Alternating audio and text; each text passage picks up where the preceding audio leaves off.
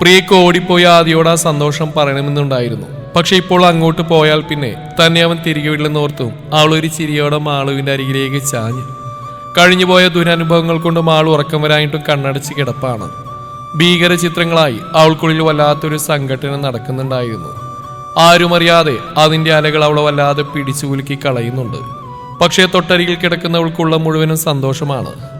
നാളെ നാളെ എന്നൊരു മന്ത്രം അവളുടെ ഉറക്കം കവർന്നു. താൻ പറയുന്ന സന്തോഷ വാർത്ത കേൾക്കുമ്പോൾ ഹൃദയം നിറയുന്ന പ്രിയപ്പെട്ടവന്റെ ചിരിയുള്ള മുഖം അവളുടെ മനസ്സിൽ തെളിഞ്ഞു. ഞാൻ പറഞ്ഞില്ലേ എന്റെ കൃഷ്ണക്ക് പറ്റുമെന്ന്. ഇപ്പോഴെങ്ങനെയുണ്ടെന്ന് ചോദിക്കുന്ന പോലെ തിളക്കമുള്ള അവന്റെ കണ്ണുകൾ അവളിലെ പ്രണയത്തിന്റെ ആഴം കൂട്ടി. അവന്റെ ഓർമ്മയിൽ തന്നെ പ്രിയക്ക് കുളിര് കോരി. തലയിണയിൽ മുഖമമർത്തി അവൾ തുടിക്കുന്ന ഹൃദയമിടിപ്പിനെ നേരെയാക്കി. അമ്മയും പത്മയും ഷമീറുമെല്ലാം അവളുടെ ചിന്തകളിൽ പലപ്പോഴായി വന്നിട്ട് പോയി. നേരമൊന്ന് വെളുത്തെങ്കിലെന്ന് കൊതിച്ചുകൊണ്ടവൾ അന്ന് ഉറക്കത്തെ കാത്തു കിടന്നു. ഒരുമിച്ച് കിടക്കുമ്പോഴും ഷമീറും ആദർശം പരസ്പരമൊന്നും മിണ്ടാനില്ലാത്തവരെ പോലെ മൗനം കൂട്ടുപിടിച്ചു. കല്യാണത്തിന് പത്മയെ വരുമെന്നുള്ള കാര്യം അറിഞ്ഞ മുതൽ കൊതിച്ചുതുള്ളുന്ന മനസ്സ് തനിക്ക് ഇന്നും പത്മജയെ പ്രാണനോളം സ്നേഹിക്കുന്ന ആ പഴയ ആദർശിൽ നിന്നൊരു മാറ്റവും വന്നിട്ടില്ലെന്ന് ഓർത്തുകൊണ്ട് ആദർശിന് വല്ലാത്ത സന്തോഷമായിരുന്നു തോന്നിയത്. വീണ്ടും പത്മയെ നേരിൽ കാണുന്ന ഓർക്കുമ്പോൾ അവനറിയില്ലായിരുന്നു ആ ഭാവം എങ്ങനെ വിശദമാക്കണമെന്നുള്ളത്. കാണാനുള്ളിലെ മോഹത്തിന്റെ തീവ്രത അത് അങ്ങേയറ്റമാണ്. പക്ഷേ കണ്ടാൽ അവൾ അനുഭവിച്ചിരുന്ന വേദനകൾ ഓർമ്മ വരും. തനിക്ക് അവൾ ആരുമല്ലെന്ന ഓർമ്മ വരും. ആ രണ്ടും തന്നെ വല്ലാതെ നോവിക്കും. പക്ഷെ എന്നിട്ടും കാണാൻ തോന്നുന്നു. വിചിത്രമായൊരവസ്ഥ. മാളുവിനെ കുറിച്ച് ഓർക്കെ ഷമീറിന്റെ ഉള്ളവും വിങ്ങുന്നുണ്ട്. തനിക്ക് അവളോടുള്ള അതേ ഇഷ്ടം അവൾക്കുമുണ്ട്. പിന്നെ എന്തുകൊണ്ടായിരിക്കും ആദ്യ നാളത്തെ വിവാഹത്തെക്കുറിച്ച് പറഞ്ഞപ്പോൾ കേട്ട മാത്രയിൽ തന്നെ അവൾ എതിർത്തത്? ദ്വാമോൾ ഓർത്തെങ്കിൽ അവൾക്ക് സമ്മതം പറഞ്ഞുകൂടായിരുന്നു. ഇനി താനും ദീപുവിനെ പോലെ നോവിക്കുമെന്ന് തോന്നിയിട്ടുണ്ടോ? ആ ചിന്ത പോലും അവനെ വല്ലാതെ വേദനിപ്പിച്ചു. രണ്ടുതരം ചിന്തകളിൽ കുഴഞ്ഞു മറിഞ്ഞ് കിടപ്പായിരുന്ന രണ്ടുപേരുടെയും മനസ്സ്. ഇടയ്ക്കിടെ ആ ഇരുട്ടിൽ വീണുടയുന്ന അവരുടെ ദീർഘനിശ്വാസങ്ങൾ അവരെത്രമാത്രം അസ്വസ്ഥരാണെന്ന് വെളിപ്പെടുത്തി. ആദി ചാരിയിട്ട വാതിൽ തുറന്നുകൊണ്ട് അകത്തേക്ക് കയറി ചെന്നപ്പോൾ ഷമീറും ആദർശവും പകച്ചുപോയി. എന്താടാ, എന്തെങ്കിലും പ്രശ്നമുണ്ടോ? ആദർശ ധൃതിയിൽ ചോദിച്ചു. ചെറിയൊരു പ്രശ്നമുണ്ട്. ലൈറ്റ് ഇട്ടുകൊണ്ട് ആദ്യം അവിടെയുള്ള മേശയിലേക്ക് ചാരി നിന്നു. എന്താ, എന്തു പ്രശ്നം? ഷമീറിന്റെ മുഖത്ത് ആശങ്ക പടർന്നു. എനിക്ക് ഉറക്കം വരുന്നില്ല. ഇപ്പോഴെന്റെ പ്രശ്നം അത് തന്നെയാ. അവരെ നോക്കിയിട്ടൊരു ചിരിയോടെ ആദ്യം പറയുമ്പോൾ രണ്ടുപേരും അവനെ നോക്കി പല്ലി അടിച്ച്. മനുഷ്യനെ നല്ല ജീവൻ പോഴ പറട്ടെ. ആദർശി കണ്ണുരുട്ടിക്കൊണ്ട് നെഞ്ചിൽ ഒഴിഞ്ഞു. കുറെ നേരമായി ഞാൻ തലകുത്തി മറിയുന്നു. ഉറക്കം പരിസരത്തുകൂടി വരുന്നില്ല. അപ്പൊ തോന്നി നിങ്ങളുടെ ഉറക്കം കൂടി കളഞ്ഞാലോ എന്ന്. പക്ഷെ അത് നടന്നില്ല. നിങ്ങൾ രണ്ടുകൂടി ഇരുട്ടിൽ കണ്ണുന്നിട്ട് കിടപ്പാണെന്ന് ഞാനുണ്ട് അറിയുന്നു. എങ്കിൽ ഇതിനേക്കാൾ മുന്നേ ഞാനിങ്ങോട്ട് വരുമായിരുന്നു. ബൈ എന്താണ് സ്നേഹിതരെ ഈ പാതിരാത്രി കഴിഞ്ഞിട്ട് ഉറക്കം പോലില്ല നിങ്ങൾ ഈ ഇരുട്ടിൽ ചിന്തിച്ചു കൂട്ടുന്നത്? എന്നോടുകൂടി പറഞ്ഞാലും. അവർക്കിടയിലേക്ക് നൂണ്ട് കയറിയുന്നോണ്ട് ആദ്യം പറഞ്ഞു. ഒറ്റയ്ക്ക് വളർന്നതിന്റെ ഗുണമോ ദോഷമോ ഷെയറിംഗ് എന്നൊരു സംഭവം തന്നെ ഇഷ്ടപ്പെടാതിരുന്ന പഴയൊരു ആദിത്യ മഹാദേവ് വാതിക്കൽ നിന്ന് ചിരിച്ചു. കാരണം ആദർശിന്റെ അരികിലേക്ക് ചേർന്നിരുന്നിട്ട് ഷമീറിനോട് എന്തോ പറയുന്നവന് പണ്ടത്തെ ആ സ്വാർത്ഥതയുടെ നിഴൽ പോലുമില്ല. സംസാരിക്കാൻ വിഷയങ്ങൾ മാറി മാറി വന്നു. സഞ്ജുവിനെ കൂടി വിളിക്കുന്ന ആദ്യമാണ് ആവശ്യപ്പെട്ടത്. കേട്ട പാതി ഷമീർ അവന്റെ ഫോണിലേക്ക് വിളിച്ചു കഴിഞ്ഞിരുന്നു. ഇങ്ങോട്ട് വാടാ എന്ന് ഷമീർ പറയുമ്പോൾ 5 മിനിറ്റ് എന്ന് മാത്രം പറഞ്ഞു തീർത്ത ആ ഫോൺ കോൾ അവരുടെ ബന്ധത്തിന്റെ ആഴമായിരുന്നു. പറഞ്ഞ പോലെ തന്നെ സഞ്ജു എത്തിയതോടെ കാര്യങ്ങൾ വേറെ ലെവലായി. അതുവരെയും നിറഞ്ഞു മൂകത വാതിലും തുറന്നുകൊണ്ട് ഓടിപ്പോയിരുന്നു. ഒടുവിൽ ഇച്ചിരി ഒന്ന് ഉറങ്ങിയേക്കാം, ഇല്ലെങ്കിൽ നാളെ കല്യാണപ്പന്തലിൽ കൂടി ഉറക്കം തൂങ്ങി നടക്കേണ്ടി വരുമെന്ന് 4 പേരിൽ ആർക്കോ വെളിപാട് വന്നു. കിട്ടിയ സ്ഥലത്ത് അടുക്കി വെച്ച പോലെ 4 ചുരുണ്ടുകൂടി. മറക്കാൻ കഴിയാത്ത മറ്റൊരു ദിവസം ഓർമ്മപ്പെടുത്തിലേക്ക് അവർ ആ ദിവസം കൂടി എഴുതി ചേർക്കുകയായിരുന്നു. അത്രമേൽ മനോഹരമായ നിമിഷങ്ങൾ നെയ്തുകൊണ്ട്. ബാത്റൂമിൽ ആദ്യം തെരഞ്ഞിട്ട് കാണാമെന്നും പ്രിയ നഖം കടിച്ചുകൊണ്ട് പുറത്തേക്ക് ഇറങ്ങി. മാളുവിന്റെ സമ്മതം അറിയിക്കാൻ ആവേശത്തിൽ ഓടി വന്നിട്ട് അത് നടക്കാതെ പോയതിന്റെ വിമ്മിഷ്ടം അവളുടെ മുഖത്തുണ്ടായിരുന്നു. അവൾ മുറിയിൽ നിന്നിറങ്ങി വന്ന നിമിഷം തന്നെയാണ് മറ്റൊരു മുറിയുടെ വാതിൽ തുറന്നുകൊണ്ട് സഞ്ജു കണ്ണും തിരുമ്മിക്കൊണ്ട് ഇറങ്ങി വന്നത്. ഇവനെങ്ങനെ ഇവിടെ എത്തി എന്നൊരു അന്താളിപ്പോൾ അകത്തേക്ക് നോക്കുമ്പോൾ മറ്റുള്ളവർക്കൊപ്പം അവിടെ കിടക്കയിൽ ഉറക്കം തൂങ്ങിയിരിക്കുന്ന ആദ്യയെ കൂടി കണ്ടതോടെ അവളുടെ സംശയങ്ങൾക്ക് ഉത്തരം കിട്ടിയിരുന്നു. ഗുഡ് മോർണിംഗ് മകളെ, പോയിട്ടാ? അവൾ നോക്കി വിഷ് ചെയ്തിട്ട് കോട്ടുമായിട്ടുണ്ട് സഞ്ജു പുറത്തേക്ക് ഇറങ്ങി പോകുന്ന കണ്ടവൾ പ്രിയക്ക് ചിരി വന്നു. ബാക്കി 3 അപ്പോഴും ബാക്കിയുള്ള ഉറക്കത്തിന്റെ കെട്ടിവിടാതെ അവിടെ ഇരിക്കുന്നത് നോക്കിയാണ് പ്രിയ അടുക്കളയിലേക്ക് നടന്നത്. ഭക്ഷണമെല്ലാം സഞ്ജുവിന്റെ വീട്ടിലാണ്. അവൾ കുറച്ച് ചായ തിളപ്പിക്കാൻ വെച്ചു. അവന്മാർ എണീറ്റില്ലേ മോളെ? പിന്നിൽ നിന്നും മാഷിന്റെ ശബ്ദം കേട്ടതും പ്രിയ തിരിഞ്ഞു നോക്കി. സഞ്ജു എണീറ്റ് പോയി മുത്തച്ഛ, ബാക്കി 3 മുറിയിലുണ്ട്, പ്രിയ ചിരിയോടെ പറഞ്ഞു. വൈകും, കാരണം 4 കൂടി ഉറങ്ങിയിട്ട് ആകെ അരമണിക്കൂർ തേച്ചുമായിട്ടുണ്ടാവില്ല. മാഷ് അകത്തേക്കും തിരിഞ്ഞു പോയിക്കൊണ്ട് പറഞ്ഞു. കുഞ്ഞിപ്പെണ്ണ് എണീറ്റില്ലേ? ദ്വാമോളെയാണ്. മാഷും അവളും തമ്മിൽ വല്ലാത്തൊരു അടുപ്പമുണ്ടിപ്പോൾ. മുത്തച്ഛ എന്ന പെണ്ണ് കൊഞ്ചി വിളിക്കുന്ന കേൾക്കാൻ തന്നെ നല്ല രസമാണ്. ഇല്ല, ഉറക്കമാണ്. ചായ മാത്രം ഉണ്ടാക്കിയാൽ മതി മോളെ. മാഷി തിരിഞ്ഞു പോകും മുന്നേ ഓർമ്മിപ്പിച്ചു. അത്രയേ ഉള്ളൂ. പ്രിയ ചിരിയോടെ തലയാട്ടി. മുത്തച്ഛ നിന്നെ ഒരു കാര്യം പറയട്ടെ. ഗ്യാസിന്റെ തീ കുറച്ച് വെച്ചിട്ട് പ്രിയ മാഷിന്റെ അരികിലേക്ക് ചെന്നു. എന്താ മോളെ? ആളുടെ മുഖത്തെ സന്തോഷം കണ്ടിട്ട് മാഷി ചോദിച്ചു. മാളു കല്യാണത്തിന് സമ്മതിച്ചുവെന്ന് പ്രിയ പറഞ്ഞതും മാഷിന്റെ മുഖം വിടർന്നു. അതേതായാലും നന്നായി. ആ കുഞ്ഞിപ്പെണ്ണിനൊരു അമ്മയും അച്ഛനും വേണം. മാഷ് ആഹ്ലാദത്തോടെ പ്രിയയുടെ നേരെ നോക്കി പറഞ്ഞു. അവന്മാരോട് പറഞ്ഞോ ഇത്? മാഷി വീണ്ടും ആദ്യമൊക്കെ കിടക്കുന്ന മുറിയിലേക്ക് പാളി നോക്കിക്കൊണ്ട് ചോദിച്ചു. ഇല്ല, പറയണം. എന്നാ പെട്ടെന്ന് ചെല്ല്. എന്തെല്ലാം ഒരുക്കങ്ങൾ ചെയ്യാനുണ്ട്. ഞാനേ ബാലനോടൊന്ന് പോയി പറയട്ടെ. മാഷിന്റെ ആവേശ ആ വാക്കുകളിൽ പ്രകടമാണ്. അതും പറഞ്ഞുകൊണ്ട് മാഷി തിരിയുമ്പോൾ വാതിൽക്കൽ മാളു പരിങ്ങി നിൽപ്പുണ്ട്. ആഹാ, ഇവിടെ ഉണ്ടായിരുന്നോ? മാഷു വാത്സല്യത്തോടെ അവളെ നോക്കി. മാളു ഒരു വിളറിയ ചിരിയോടെ മുഖം കുനിച്ചു. നന്നായി മോളെ. കഴിഞ്ഞുപോയ മുറിവുകളെ വീണ്ടും വീണ്ടും തലോടി വേദനിപ്പിക്കുന്നില്ല. നല്ലതാ. പുതിയ തീരുമാനങ്ങൾ നന്നായി വരും. മനസ്സ് നിറഞ്ഞുകൊണ്ട് അവൾ അനുഗ്രഹിച്ചതിന് ശേഷമാണ് മാഷ അവിടെ വിട്ടു പോയത്. വായിച്ചി വീണ്ടും തെറ്റെന്തോ ചെയ്ത കുട്ടികളെ പോലെ അവിടെ തന്നെ പരിങ്ങി കളിക്കുന്ന മാളുവിനെ വിളിച്ചുകൊണ്ടാണ് പ്രിയ അടുക്കളയിലേക്ക് നടന്നത്. ആദിയുടെ പിടിയിൽ നിന്ന് കുതിരിമാറി പ്രിയ വേഗം തിരിഞ്ഞു. അമ്മാതിരി ചെയ്തല്ലേ അവൻ ചെയ്തത്. മാളു യുവാത്തിന് സമ്മതിച്ചു എന്ന് പറഞ്ഞ് പ്രിയ അടക്കി പിടിച്ചുകൊണ്ട് ആ കവിളിൽ അവന്റെ സന്തോഷത്തിന്റെ പ്രതീകമായി അമർത്തി ഉമ്മ വയ്ക്കുമ്പോൾ അത് കണ്ടുകൊണ്ട് അവിടെ ആദർശം ഷമീർ നിൽപ്പുണ്ടെന്ന് പോലും അവൻ ഓർത്തില്ല. സോറി, സന്തോഷം കൊണ്ടല്ലേ കൃഷ്ണ. അവള് നിൽപ്പ് കണ്ടിട്ട് ആദ്യം പ്രിയ അവന് നേരെ പിടിച്ച് തിരിച്ചുകൊണ്ട് ചിരിയോടെ പറഞ്ഞിട്ടും അവളുടെ മുഖം വീർത്തു തന്നെ ഇരുന്നു. ഞങ്ങളൊന്നും കണ്ടിട്ടില്ല പ്രിയ. രാവിലെ തന്നെ ആ പാവം ചെക്കന്റെ സന്തോഷം കളയില്ലേ നീ? ആദർശം സന്തോഷത്തോടെ തന്നെ പറയുമ്പോൾ കേട്ട വാർത്തയുടെ കെട്ടിവിടാതെ ഷമീർ പകച്ചു നിൽപ്പുണ്ട്. ഇന്നലെ രാത്രി പോലും ഈ സമ്മതമില്ലായ്മയെ ചൊല്ലി എത്ര വേദനിച്ചു താൻ. അവളൊരിക്കലും സമ്മതിച്ചു തരുമെന്ന് ഉറപ്പുണ്ടായിരുന്നിട്ടും കാത്തിരിക്കാൻ വയ്യെന്നുള്ള വിലാപം, ഹൃദയത്തിന്റെ പരിഭവം. ഒരു രാത്രി ഇരുട്ടി വെളുക്കുന്നതോടെ തനിക്കുള്ളിലെ കാർമേഘം മാഞ്ഞു പോയിട്ട് പകരം അവിടെ പ്രതീക്ഷകളുടെ പൂക്കൾ വിരിയുമെന്ന് ഒരിക്കൽ പോലും ഓർത്തില്ല. അവർ നന്ദിയോടെ പ്രിയയെ നോക്കി. ദേ, കണ്ടുനിന്നവർക്ക് കാര്യം മനസ്സിലായി. ഇനിയെങ്കിലും നീ ഏറിവിടന്റെ പെണ്ണായി. ആദ്യം അവളെ പിടിച്ചു വിളിച്ചുകൊണ്ട് പറയുമ്പോൾ പ്രിയക്ക് ചിരി വന്നു. അവിടെ നോട്ടം അപ്പോഴും കിളിപാറിയ പോലെ നിൽക്കുന്ന ഷമീറിന് നേരെയാണ്. നിങ്ങൾക്ക് വേണ്ടി അവൾക്ക് വേണ്ടി അല്ല ഷമീർക്ക. ഞാൻ ആ ദുവമോളെ മാത്രമേ കണ്ടിട്ടുള്ളൂ. അവൾക്ക് വേണ്ടി എനിക്ക് ഇത്രയേ ചെയ്യാനായുള്ളൂ. ഷമീറിനെ നിൽപ്പ് കണ്ടതും പ്രിയ ചിരിയോടെ പറഞ്ഞു. അവനൊന്നും മിണ്ടാ മുഖം കുനിച്ചപ്പോൾ ആദർശിന്റെ കൈകൾ ഒരു ആശ്വാസം പോലെ അവനെ ചുറ്റിപ്പിടിച്ചിരുന്നു. മാധവൻ മാഷി ചെന്ന് പറഞ്ഞതറിഞ്ഞതും തൊട്ടടുത്ത നിമിഷം സഞ്ജു ഓടിക്കിതച്ച് വന്നിരുന്നു. ആദിയെയോ ആദർശിനെയോ ഷമീറിനെയോ നോക്കാതെ അവൻ പ്രിയെ ഹൃദ്യമായെന്ന് പുണരുകയാണ് ചെയ്തത്. അവരൊരുമിച്ചാണ് കിടക്കുന്നതെന്ന് ആദ്യ തലേന്ന് രാത്രി പറഞ്ഞപ്പോൾ തന്നെ ഇങ്ങനെ ഒരു ശുഭവാർത്ത അവൻ പ്രതീക്ഷിക്കുന്നുണ്ടായിരുന്നു. ടാസ്ക് എന്നും റിസ്ക് എന്നും പറഞ്ഞ് മടിപിടിച്ച് അവളെ മോട്ടീവ് ചെയ്തുകൊണ്ട് അങ്ങോട്ട് വിട്ടത് ഞാനാടാ. പ്രിയെ പുണർന്നിൽക്കുന്ന സഞ്ജുവിനെ തോണ്ടി ആദ്യം പറയുമ്പോൾ സഞ്ജു മുഖം തിരിച്ച് നോക്കി. അതിന് തീർത്തും പുച്ഛത്തോടെയുള്ള അവന്റെ ആ ചോദ്യം കേട്ടത് ആദ്യം പല്ലുകടിച്ചു. ഇന്ന് നിന്റെ കല്യാണമായി പോയി. ഇല്ലായിരുന്നെങ്കിൽ അടിച്ച് നിന്റെ പല്ല് ഞാൻ കൊഴിച്ചനെ. അവന്റെ ഒരു പുണ്യം. ആദ്യം നിന്ന് പിറുവിറുത്തു. എന്തോ നോക്കിക്കുവാ, സമ്മതിച്ചെന്ന് പറഞ്ഞ പെണ്ണിന്റെ കടമ തീർന്നു. ഇനി അങ്ങോട്ട് പട്ടിയെ പോലെ ഓടി അതിനുള്ള ഫണ്ട് കണ്ടെത്തേണ്ട നിന്റെ ജോലിയാ മോഞ്ഞേ. അപ്പൊ വടി പോലെ നിൽക്കാതെ ഓട്ടം തുടങ്ങിക്കോ. അപ്പോഴും അവരെ നോക്കി വല്ലാത്തൊരു ഭാഗത്തിൽ നിൽക്കുന്ന ഷമീറിന്റെ വയറ്റിലൊന്ന് ഇടിച്ചുകൊണ്ട് സഞ്ജു കളി പറയുമ്പോൾ അവരെല്ലാം ചിരിച്ചു പോയിരുന്നു. പിന്നെയെല്ലാം പെട്ടെന്നായിരുന്നു. ആദർശവും ആദ്യം കൂടി ധൃതിയിൽ പോയൊരു മാലയും മാളുവിനൊരു സാരിയും വാങ്ങിയിട്ട് വന്നു. ഒന്നും വേണ്ടെന്ന് ഷമീർ പറഞ്ഞിട്ടും അവനൊരു മുണ്ടും ഷർട്ടും പിന്നെ മറക്കാതെ മോൾക്കൊരു അടിപൊളി ഉടുപ്പും വാങ്ങിച്ചു.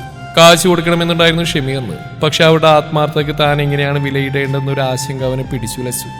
ഒടുവിൽ അവൻ ആ ചിന്തയെ തന്നെ വേരോട് അറുത്തുമാറ്റി. അവരെത്തുമ്പോഴേക്കും സുജയും പത്മയും വന്നിരുന്നു. പുതിയ തീരുമാനത്തെക്കുറിച്ച് പ്രിയ സൂചന കൊടുത്തെന്നുള്ളത് അവരുടെ ആ ഇരിപ്പ് കണ്ടപ്പോൾ തന്നെ ആദിക്ക് ഉറപ്പായി. അവരെ കണ്ടത് ഒറ്റനോട്ടത്തോടെ ആദർശ് പിന്നിലേക്ക് വലിയാൻ തുടങ്ങും മുന്നേ ആദ്യം അവന്റെ കയ്യിൽ മുറുകെ പിടിച്ചിരുന്നു. പത്മയും ആദർശും വീർപ്പ് മുട്ടിയാണ് അവിടെ നിൽക്കുന്നതെന്ന് മനസ്സിലായിട്ടും ആദ്യം അവന് മേലുള്ള പിടിവിട്ടില്ല. തമ്മിൽ അടുത്തറിഞ്ഞു വേണം രണ്ടുപേര് ഹൃദയത്തിലേക്ക് നടന്നു കയറാനെന്ന് അവന് തോന്നിയിരുന്നു. തിരിഞ്ഞോടുന്നത് പ്രശ്നങ്ങളിൽ നിന്നുമുള്ള ഒളിച്ചോട്ടം പോലെയാണ്. ഓടുന്തോറും തമ്മിലുള്ള ദൂരം കൂടും.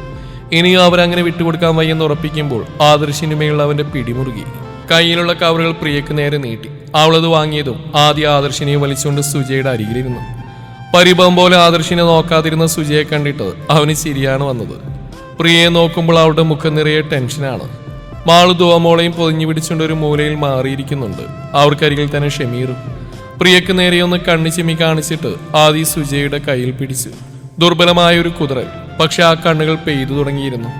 അപ്പോഴത്തെ അവരുടെ മാനസികാവസ്ഥ നന്നായി മനസ്സിലാകുന്ന പോലെ ആദ്യം ഒന്നുകൂടി സുജയുടെ അരികിലേക്ക് നീങ്ങിയിരുന്നു. പരിഭവങ്ങളും പരാതികളും ഒന്നിനു മീതെ ഒന്നൊന്നായി സുജാവിനിലേക്ക് എഴുതു തുടങ്ങി.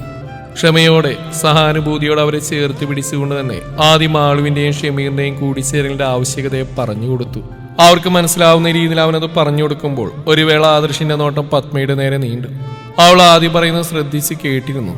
അവൾ ശ്രദ്ധിക്കുന്നില്ലെന്നറിഞ്ഞത് ആദർശ നോട്ടം പിൻവലിക്കാനുള്ള മടിയോടെ അതേ ഇരിപ്പ് തുടർന്നു. ഒടുവിൽ സുജയുടെ പരിഭവത്തിന് മീതെ ആദിയുടെ സ്നേഹവാക്കുകൾ വിജയിച്ചു. നിറഞ്ഞ മനസ്സോടെ തന്നെ സുജ മകളെയും ഷമീറിനെയും മാറി മാറി നോക്കി. ആ ചുണ്ടിലെ ചിരിയിൽ അവരുടെ മനസ്സിൽ അവസാന ആശങ്കകൾ അലിഞ്ഞുപോയിരുന്നു. അപ്പോൾ മാത്രമാണ് ഷമീറിന്റെ മുഖമൊന്ന് തെളിഞ്ഞു കണ്ടത്. അവരുടെ ഒരു എതിർപ്പ് അതവൻ പ്രതീക്ഷിക്കുന്നുണ്ടായിരുന്നു, ഭയക്കുന്നുണ്ടായിരുന്നു. പക്ഷെ ഒന്നും ഉണ്ടായില്ല. ഒരാണും പെണ്ണും വിവാഹം എന്ന ഉടമ്പടിയിലൂടെ ഒന്നിക്കുന്നതിൽ കവിഞ്ഞ് ജാതിയെന്നോ മതമെന്നോ അവിടെ വെറുതെ പോലും ഒരാളും പറഞ്ഞു കേട്ടില്ല. കല്യാണം ആഡംബരമാണെങ്കിലും നന്ദു അവൾക്കൊപ്പം ആളും ഓവറായി ഒരുങ്ങിയിട്ടൊന്നുമില്ല. മിതമായ ആഭരണങ്ങളും വലിയ തിളക്കമൊന്നും ഇല്ലാത്തൊരു സാരിയും. നന്ദു വളരെ സിമ്പിളാണ്. അവൾക്കൊപ്പം തന്നെ മാളുവിന്റെയും മേക്കപ്പും ഡ്രസ്സിങ്ങും കഴിഞ്ഞു. നന്ദുവിനേക്കാൾ ലളിതമായൊരു മണവാട്ടി. രണ്ടുപേരിലും തമ്മിൽ ഭേദം ദുവമോളാണെന്ന് തോന്നുന്നു. ബേബി പിങ്ക് നിറത്തിൽ പറന്നടക്കുന്ന ഒരു പൂത്തുമ്പി പോലെ. മണവാളന്മാർ ഒരുങ്ങിക്കൊണ്ട് വന്നപ്പോൾ അവർക്കൊപ്പം പിടിച്ചു നിന്നു. ഷമീർ മാളു ആരെന്നുള്ള ചോദ്യം വരുന്നുണ്ട് പലരിൽ നിന്നും. പ്രിയയുടെ ചേച്ചിയാണെന്നും തങ്ങൾക്ക് ഇവർ വളരെയേറെ വേണ്ടപ്പെട്ടവരാണെന്നും പറഞ്ഞിട്ട് മാഷുമാർ തന്നെ ആ സംസാരത്തിന് തടയിട്ടു. വേറൊന്നും അവരാരും വിട്ടുപറഞ്ഞുമില്ല. ഇനിയൊരിക്കൽ കൂടി ആ കുടുംബങ്ങളുടെ അനിഷ്ടം നേടിയെടുക്കാൻ വയ്യെന്ന പോലെ വന്നവരിൽ പിന്നെ ആരോ അതിനെക്കുറിച്ച് ചോദിക്കുകയോ സംശയങ്ങൾ നിരത്തുകയോ ചെയ്തില്ല. കല്യാണ തിരക്കുകൾക്കിടയിൽ ഒട്ടും പ്രതീക്ഷിക്കാതെ ഇന്ദുവിനെയും വൈഷ്ണവിനെയും കണ്ടതിന്റെ ഷോക്കിലായിരുന്നു പ്രിയ. ആദ്യം സഞ്ജു കൂടി അവരെ ക്ഷണിച്ചിരുന്നു എന്നറിഞ്ഞപ്പോൾ എന്തുകൊണ്ട് തനിക്കിത് അവരോട് പറയാൻ തോന്നിയില്ലെന്നൊരു കുറ്റബോധം കൊണ്ട് വേദനിക്കാൻ തുടങ്ങി അവളെ. ആദ്യം പറഞ്ഞു നിനക്കൊരു സർപ്രൈസ് ആയിക്കോട്ടെ എന്ന്, അതുകൊണ്ടാണ് ഞാനും പറയാഞ്ഞത് എന്ന് ഇന്ദു പറഞ്ഞപ്പോൾ പ്രിയ ചിരിയോടെ അവളെ പുണർന്നു. കെട്ടുമേളം മുറുകുന്നതിനനുസരിച്ച് ഷമീറിന്റെ പരവേശവും കൂടി വരുന്നുണ്ട്. താഴെയുന്ന അവരെ നോക്കി ആദ്യം ആദർശം കളിയാക്കി ചിരിച്ചെങ്കിലും അവനരികിലിരുന്ന സഞ്ജു അവന്റെ കയ്യിൽ അമർത്തി പിടിച്ചുകൊണ്ട് ധൈര്യം പകർന്നു. രണ്ടുപേരും ഒരേ മണ്ഡപത്തിലാണ്. വളരെ കുറഞ്ഞ സമയം കൊണ്ട് വളരെ നന്നായി തന്നെ അവരത് ഭംഗിയായിട്ട് അറേഞ്ച് ചെയ്തിരുന്നു. എതിരിരിക്കുന്നവളെ ഒന്ന് തിരിഞ്ഞു നോക്കണമെന്നുണ്ടായിരുന്നു ഷമീറിന്. പക്ഷെ എന്തുകൊണ്ടോ അവനതിനുള്ള ധൈര്യം വന്നില്ല. അതുവരെയും സംഭരിച്ച ധൈര്യമൊക്കെയും എങ്ങോട്ടോ പാഞ്ഞു പോയിരിക്കുന്നു. അവർക്ക് നടുവിൽ ചിരിയോടെ ഇരിക്കുന്ന ദോമോൾ ആദ്യമായൊരു സ്റ്റേജിൽ കയറിയതിന്റെ പൊലിവിലാണ്. സന്തോഷം അതിന്റെ അങ്ങേയറ്റമാണെങ്കിൽ കൂടിയും വളരെ വലിയൊരു നഷ്ടത്തിന്റെ ഭാരവും പേറി തനിക്കരികിലിരിക്കുന്നവളെ സഞ്ജു അലിവോടെ നോക്കി. വേദനിക്കരുതെന്ന് പറയുന്നതിന് പകരം അവനവളെ കയ്യിൽ കോർത്ത് പിടിച്ചിരുന്നു. ഒടുവിൽ സഞ്ജുവിനും ഷമീറിനും ഒരേ സമയമാണ് പൂജാരി താലിയെടുത്ത് നൽകിയത്. വിറക്കുന്ന കൈകൾ കൂപ്പി സഞ്ജുവിന് നേരെ കുനിഞ്ഞിരിക്കുമ്പോൾ നന്ദു കരയുന്നുണ്ടായിരുന്നു. സന്തോഷവും സങ്കടവും കൂടിക്കുഴഞ്ഞ ആ മുഹൂർത്തം സഞ്ജുവിന്റെ ചുണ്ടുകൾ കൂടി അവളുടെ നെറുകിൽ പതിഞ്ഞു. ഷമീറിന് മുന്നിലേക്ക് ചാഞ്ഞിരിക്കുമ്പോൾ മാളുവിന്റെ കൈകൾ ദുവമോളുടെ തോളിൽ മുറുകി. കണ്ണുകൾ നിറഞ്ഞ അവളെ ദുവമോൾ മുഖമുയർത്തി നോക്കി. എന്താണ് ഇവിടെ നടക്കുന്ന വിശേഷമെന്നറിയില്ലെങ്കിലും മാളുവിന്റെ കണ്ണു നിറഞ്ഞതും അവളുടെ ചിരി മങ്ങിയിരുന്നു. അതറിഞ്ഞ പോലെ മാളു അമർത്തി കണ്ണു തുടച്ചുകൊണ്ട് അവളെ ഒന്നുകൂടെ ഇറുകെ തന്നിലേക്ക് ചേർത്തു പിടിച്ചു. കെട്ടിമേളം ഉയർന്ന മുതൽ ആദിയുടെ കണ്ണുകൾ പ്രിയക്ക് നേരെയാണ്. അവൾ അവന്റെ ആ ചിരിയെ അത്രമേൽ ഇഷ്ടത്തോടെ നോക്കി നിൽക്കുകയാണ്. അവരാരും ശ്രദ്ധിക്കുന്നില്ലെന്ന് കണ്ടതും ആദി പതിയെ അവളുടെ അരികിലേക്ക് മാറി. നേരെ നോക്കിടി കൃഷ്ണ, താലികെട്ട അവിടെയല്ലേ?